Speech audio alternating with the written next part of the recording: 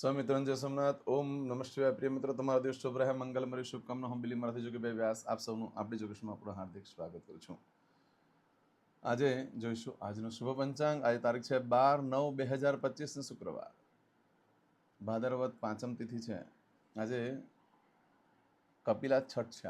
આજે ચંદન છઠ પણ કહેવાય એને. અને આજે છઠનું શ્રાદ્ધ આજે કરવાનું રહેશે. કૃતિકા શ્રાદ્ધ પણ આજે જ કરવાનું રહેશે. આજે ભગવાન શિવના મંદિરે જઈ પીપળાની ફરતે પાણી ચડાવવાનું ભૂલશો નહીં. ગાય કૂતરાને કાગડાને ખવડાવવાનું ભૂલશો નહીં. આજે સૂર્યનારાયણ ભગવાનને અર્ઘ્ય આપવાનું પણ ન ભૂલશો. આજરોજ જોઈશું આજનું શુભ પંચાંગ. આજે જે બાળકનો જન્મ થાય છે એની તિથિ ગણાય છે પાંચમ. આ પાંચમ તિથિ આજે સવારે 10 વાગે પૂર્ણ થઈ જાય છે. ત્યાર પછી જે બાળકનો જન્મ થાય એની છઠ તિથિ ગણાશે. આજે જે બાળકનો જન્મ થાય છે એનું નક્ષત્ર ગણાય છે ભરણી. ભરણી નક્ષત્ર આજે બપોરે 11:59 પૂર્ણ થઈ જાય છે. અને ત્યાર પછી જે બાળકનો જન્મ થાય એનું કૃતિકા નક્ષત્ર ગણાશે.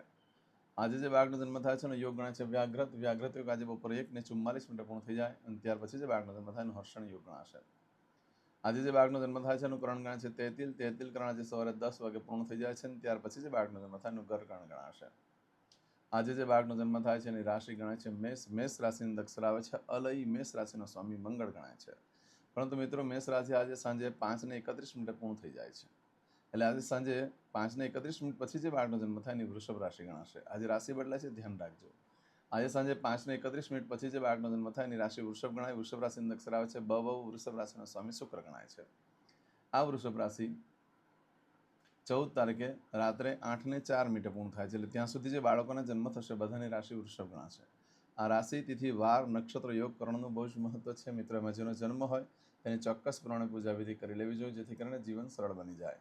આજે જે કોઈ મારા સબસ્ક્રાઇબ મિત્ર, અમારા ઘર પરિવારમાંથી કોઈ પણ સદસ્યની વર્ષગાંઠ છે, તેમજ તારીખ પ્રમાણે મેરેજ એનિવર્સરી છે, એ બધાને મારી ઘણી ઘણી શુભકામના. તમારા જીવનમાં ખૂબ પ્રગતિ ઉન્નતિ થાય એ ભગવાન સોમનાથ દાદાને પ્રાર્થના કરું છું. આજના દિવસે મારા સબસ્ક્રાઇબ મિત્ર, મારા ઘર પરિવારમાંથી કોઈ સદસ્ય કોઈ જગ્યાએ ઇન્ટરવ્યૂ આપવા જઈ રહ્યા છે, કોઈ નોકરી ધંધા માટે જઈ રહ્યું છે, કોઈ પરીક્ષા આપવા જઈ રહ્યું છે, આજે કોઈ વિદેશમાં જઈ રહ્યું છે, કોઈનું ઓપરેશન હોય, કોઈની ડિલિવરી હોય, કોઈની છઠ્ઠીની પૂજા હોય, આવા કોઈ પણ કાર્ય તમે કરવા જઈ રહ્યા હોય તો એ કાર્યમાં તમને દિવ્ય સફળતા પ્રાપ્ત થાય. પણ અનિવાર્ય સંજોગોમાં જ આ બધા કાર્યો કરજો, કારણ કે હમણાં શ્રાદ્ધ પક્ષ ચાલે છે. ન કોઈ ખરીદી કરી શકો, ન કોઈ વેચાણ કરી શકો, ન નવો કોઈ કાર્યનો આરંભ કરી શકો. અનિવાર્ય સંજોગોમાં તમારે આ બધું કરવું પડે એમ છે તો આપણી ચેનલ પર જતા રહો અને પ્લે લિસ્ટમાં જઈ આજના વારનું શુકન જોઈ લો. એ શુકન કરીને કાર્ય કરવા જશો તો સારી સફળતા મળશે. તેમ છતાં પણ આજે શુક્રવાર છે તો ઘરેથી નીકળો છો તો માને, મોટી બહેનને, માસીને વંદન કરીને નીકળો. ઘરે દેવસ્થાનમાં પગે લાગીને નીકળવાનું, ભગવાનને કહેવાનું કે મારા કાર્યમાં મારી સાથે રહેજો.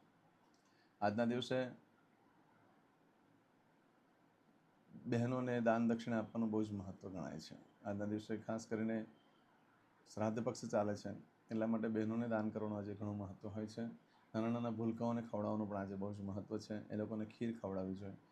પણ અત્યારે નાના છોકરા કદાચ ખીર ન ખાય તો કોઈ પણ મીઠી વસ્તુ તમે એને ખવડાવી શકો છો. એનાથી લક્ષ્મી દેવી પ્રસન્ન થાય છે. આજના દિવસે કોઈ પણ કાર્ય કરવા માંગો છો તેના માટે પણ ચોક્કસ શુભ સમય છે, જે આપણે જોઈ લઈએ. આજે સવારે 6 થી 10:30 વાગ્યા સુધીનો સમય શુભ રહેશે. બપોરે 12 થી બપોરે 31 સુધીનો સમય શુભ રહેશે. સાંજે 4:30 થી સાંજે 6 વાગ્યા સુધીનો સમય શુભ રહેશે. રાત્રે 9 થી રાત્રે 10:30 વાગ્યા સુધીનો સમય શુભ રહેશે. અને રાત્રે 12 થી આવતીકાલે મળસ્કે સવારે 4:30 વાગ્યા સુધીનો સમય શુભ રહેશે. આ સમયગાળા દરમિયાન તમે કોઈ કાર્ય કરો છો તો સારી સફળતા પ્રાપ્ત થઈ શકે છે.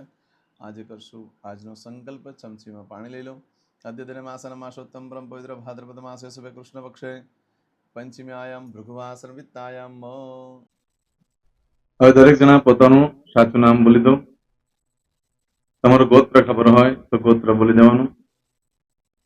પછી બોલવાનું છે અહમ, મમ, આત્મન, શ્રુતિ, સ્મૃતિ, પુરાણોક્ત, પુણ્ય, ફલ, પ્રાપ્તિ, અર્થમ, અપ્રાપ્ત, લક્ષ્મી, પ્રાપ્તિ, અર્થમ, પ્રાપ્ત, લક્ષ્મી, ચિરકાલ, સૌ, રક્ષણાત્મક, લોકેવા, સભાયામ, રાજદ્વારે, વ્યાપારે, વિદ્યા અભ્યાસે, દેશે વિદેશે, સર્વત્ર યશ, કીર્તિ, વિજય, લાભાદિ, પ્રાપ્તિ, અર્થમ, મમ, અખિલ કુટુંબસ્ય આયુ, આરોગ્ય, ઐશ્વર્યાદિ, પ્રાપ્તિ, અર્થમ.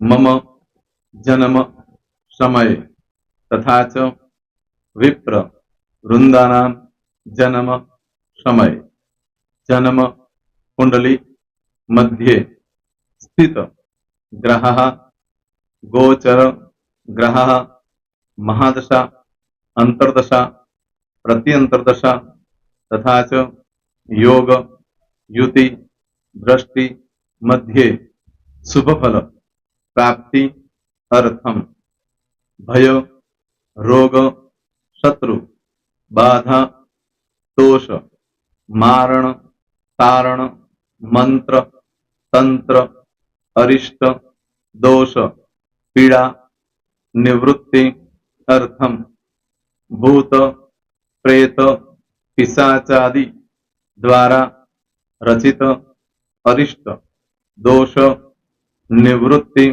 अर्थम मम सकल मनवांछित फल और તમારા મનમાં જે કઈ ઈચ્છા હોય તે બોલી જવાનું.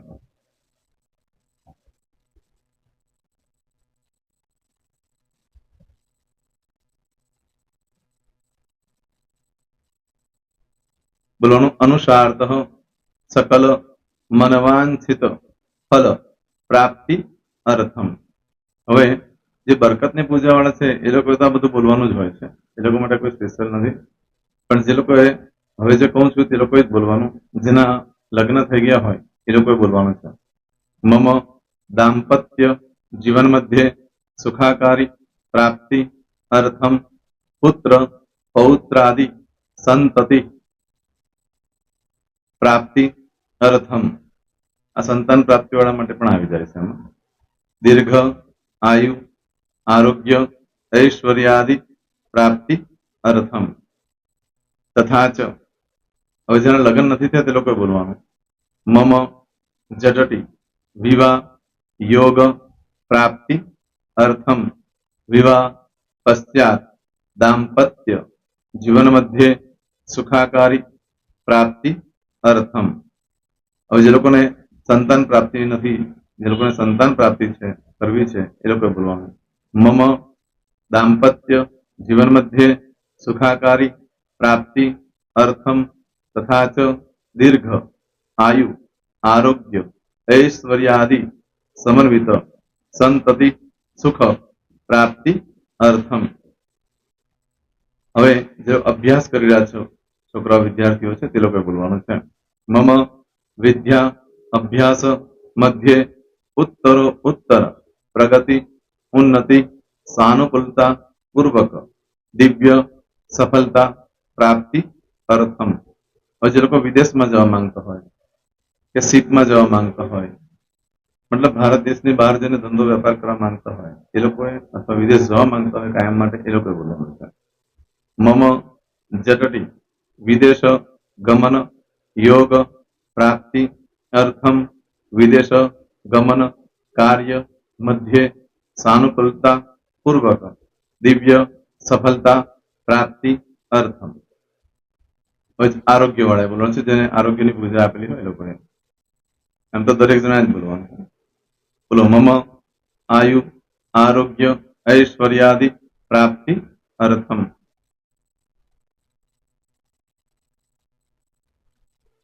હવે દરેક જણા બોલવાનું. सकल मनवांछित फल प्राप्ति अर्थम अद्य दिने